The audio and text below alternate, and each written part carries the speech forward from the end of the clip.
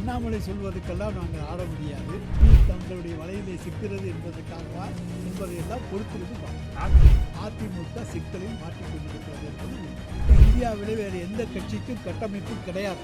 கல்விச்சான்றிதழை ரத்து செய்வதிலே எந்த தவறு கல்வி அமைச்சர் சொன்னதிலே இருப்பதாக நினைக்கிறேன். அவர் எந்த இடத்தையும் திமுகவுக்கு சப்போர்ட்டாக பேசணும். இந்தியாவில் அந்த ஒன்றா இருக்க திமுக தான், அதில் என்ன சந்தேகம் இருக்காது. அடுத்த தேர்தலில் பாருங்கள், எந்த தொகுதினா அவருக்கு டெபாசிட் கிடைக்காது. கடந்த 2 கொலையை சுட்டிக்காட்டி அண்ணாமலை இருண்ட காலத்தோட மோசமாக இருக்குன்னு சொல்லியிருக்காரு. அதே நேரத்தில் சாராய வியாபாரிகளால் வெட்டி கொலை செய்யப்பட்டிருக்கான்னு சொல்லியிருக்காரு. ஆனால் காவல்துறை இப்போ அக்யூஸ்ட்டை பிடிச்சிருக்காங்க. பிடிச்சி என்ன சொல்லியிருக்காங்கன்னா சாராய வியாபாரிக்கும் இதுக்கும் சம்மந்தம் இல்லைன்னு சொல்லியிருக்காங்க. இது எப்படி நான் பார்க்குறேன்? அதாவது யார் உண்மையான குற்றவாளியோ அவர்களை நாங்கள் கைது செய்கின்றோம். எந்த சூழ்நிலையிலும் தவறான நபர்கள் கைது செய்யப்படக்கூடாது என்பதுதான் முதலமைச்சருடைய உத்தரவு. அண்ணாமலை சொல்வதற்கெல்லாம் நாங்கள் ஆட முடியாது.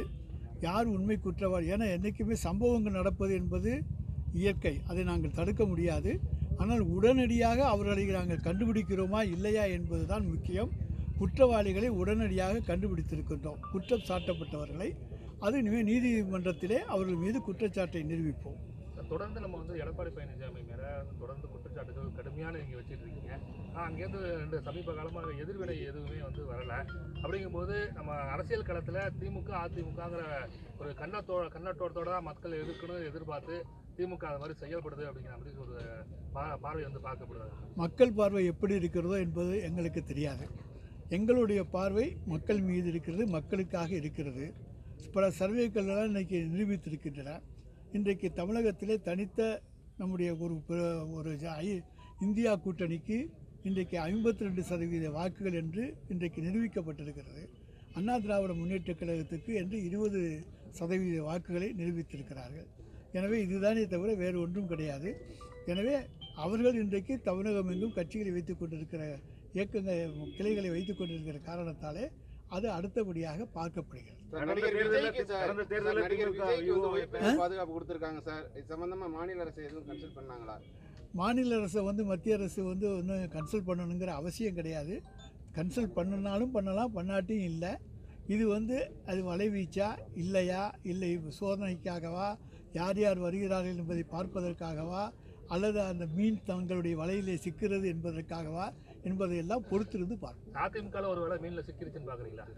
தொடர்ந்து அதாவது இந்த இரட்டை இலை சின்னத்தை தேர்தல் ஆணையமே விசாரிக்க வேண்டும் என்று இன்றைக்கு உத்தரவிட்டிருப்பதன் மூலமாக அதிமுக சிக்கலில் மாட்டிக்கொண்டிருக்கிறது என்பது உண்மை. சார், கடந்த தேர்தலில் திமுகவோட தேர்தலில் பணியாற்றி தற்போது விஜய் கிட்ட சேர்ந்திருக்காரு. அதை நீங்கள் எப்படி பார்க்குறீங்க சார்? அதாவது திராவிட முன்னேற்றக் கழகம் களத்திலே வலுவாக இருக்கக்கூடிய ஒரு கட்சி. எங்களுடைய அடிப்படையைப் போல இந்தியாவிலே வேறு எந்த கட்சிக்கும் கட்டமைப்பு கிடையாது. அதனால் எங்களை வைத்து எங்களாலே தான் பிரசாந்த் கிஷோர் வெற்றி பெற்றார் என்றல்ல, நாங்கள் தான் வெற்றி பெற்றிருக்கின்றோம். அதற்கு ஒரு வியூக வகுப்பாளராக அவர் இருந்திருக்கிறாரே தவிர எங்களுடைய களப்பணி தான் வெற்றி பெற்றிருக்கிறது. இதே களப்பணியை அவர் பாரதிய ஜனதாவுக்கு சென்று ஆற்ற முடியாது, வேறு கட்சிகளுக்கு ஆற்ற முடியாது. எங்களுடைய கட்டமைப்பு வலுவான ஒன்று. அந்த கட்டமைப்பு இந்தியாவிலே வலிமையாக இருக்கக்கூடிய ஒரே இயக்கம் திராவிட முன்னேற்ற கழகம். ஏற்கனவே 2021 நமக்கு வியூக அமைப்பு எல்லாம் பண்ணி கொடுத்தாரு, எல்லாம் பண்ணாரு. அதே பிரசாந்த் கிஷோர் தான் இப்போ 15% 20% வாக்கு வங்கி விஜய்க்கு இருக்குங்கிற மாதிரி சொல்றாரு. எந்த அடிப்படையில் அவர் சொல்கிறார் என்பது அவருக்கு தான் புரியும். சர்வேக்கள் எல்லாம் 52% எங்களுக்கு கொடுத்த பிறகு அங்கே இருக்கக்கூடிய மிச்ச மீதியெல்லாம் பார்த்தா 9% தான் வருது. அந்த 9% நாம் தமிழருக்கு எவ்வளோ கொடுக்க போகிறாங்க, மற்றவங்களுக்கு என்ன கொடுக்க போகிறாங்க, எல்லாத்தையும் பார்த்தோமேயானால் மிஞ்சுவது 5லேருந்து 7 வாக்கு சதவீதம் மிஞ்சினால் பெரியது. இதுதான் இன்றைய அர்த்தமெட்டிக். நம்ம ஏற்கனவே கடந்த காலத்தில் கூறும்போது நம்ம நாடாளுமன்ற தேர்தல் முடிவுங்கிறது வேறு, சட்டமன்ற தேர்தல் முடிவுங்கிறது வேறு நம்ம சொல்கிறோம். இப்போ இந்த சர்வே சி ஓட்டர்ஸ் கணக்கு போடும்போது அடுத்த நாடாளுமன்ற தேர்தல் நடந்தால் இன்றைய தேதியில் நடந்தால் அமைச்சு சொல்லியிருக்காங்க. நாடாளுமன்ற தேர்தலுக்கும் சட்டமன்ற தேர்தலுக்கும் வித்தியாசம் இருக்கிறதுக்கு வாய்ப்பு இருக்கு. அதாவது மிகப்பெரிய வித்தியாசம் இருப்பதற்கான வாய்ப்பு கிடையாது. எங்களுடைய 52% வாக்கு வங்கி அப்படியே இருக்கும். வேண்டுமென்றால் பாரதிய ஜனதா கூட்டணி வாக்குகள் வேறு கட்சிகளுக்கு வாய்ப்பு உண்டே தவிர சட்டமன்ற தேர்தலுக்கு எங்களுடைய வாக்கு வங்கி வேறு எந்த கட்சிக்கும் போவதற்கான வாய்ப்பு கிடையாது. ஏனென்றால் மாண்புமிகு தமிழ்நாடு முதலமைச்சர் மக்கள் நல திட்டங்களை முன்னெடுத்து சென்றிருக்கின்றார். இதுபோல புரட்சிகரமான திட்டங்கள் இந்தியாவிலேயே வேறு எந்த மாநிலத்திலும் செயல்படுத்தப்படவில்லை. அத்தனை திட்டங்களும் முன்னோடி திட்டங்கள், மக்களுக்கான திட்டங்கள். அதை முதலாக நிறைவேற்றியிருக்கிற அரசு எங்களுடைய தலைவர் தளபதியினுடைய அரசு. சார், பள்ளி மாணவர்களுக்கு எதிராக குற்றங்கள், பாலியல் குற்றங்கள் வன்முறை நடந்துகிட்டு இருக்கு. இந்த நிலையில் வந்து பள்ளிக்கல்வித்துறை அமைச்சர் வந்து கல்வி சான்றிதழ் ரத்து செய்யப்படும் சொல்லியிருக்காரு. சட்டம் இன்னும் திருத்த பண்ணணுமா சார்? அதாவது பெண்களை பின்தொடர்ந்து சென்றாலே 3 to 5 வருடம் தண்டனை என்கின்ற சட்டத்தை போட்டிருக்கிற கட்சிதான், ஆட்சிதான் திராவிட முன்னேற்றக் கழக ஆட்சி. பெண்களுக்கு இந்த ஆட்சியிலே அதிகமான பாதுகாப்பு இருக்கின்ற காரணத்தாலே தான் பெண்கள் தைரியமாக முன்வருகிறார்கள். கடந்த ஆட்சியிலே தங்களுக்கு பாதுகாப்பு இல்லை என்பதாலே வீட்டுக்குள்ளே பதுங்கி கொண்டார்கள். இந்த ஆட்சியிலே நாம் போய் புகார் கொடுத்தால் நடவடிக்கை எடுப்பார்கள் என்கின்ற நம்பிக்கையை பெண்களுக்கு நாங்கள் வரவழைத்திருக்கின்றோம். எனவே தான் பெண்கள் வருகிறார்கள், முன்வருகிறார்கள், இங்கே புகார் தருகிறார்கள். எனவே தான் அந்த புகார் மீது உரிய நடவடிக்கைகளை எடுக்கின்றோம். சார், கல்வி சான்றிதழ் ரத்து செய்யப்படும் மூலமா ஆசிரியர்களுக்கு உண்டான ஒரு விழிப்புணர்வு இருக்குமா சார்? நிச்சயமாக. அதாவது ஒரு ஆசிரியர் தவறு செஞ்சால் அப்புறம் மாணவர்களுக்கு அவர் எப்படி படிப்பு சொல்லிக் கொடுக்க முடியும்? அப்புறம் அவர் ஆசிரியராக தொடர்வதில் என்ன பலன் இருக்கிறது?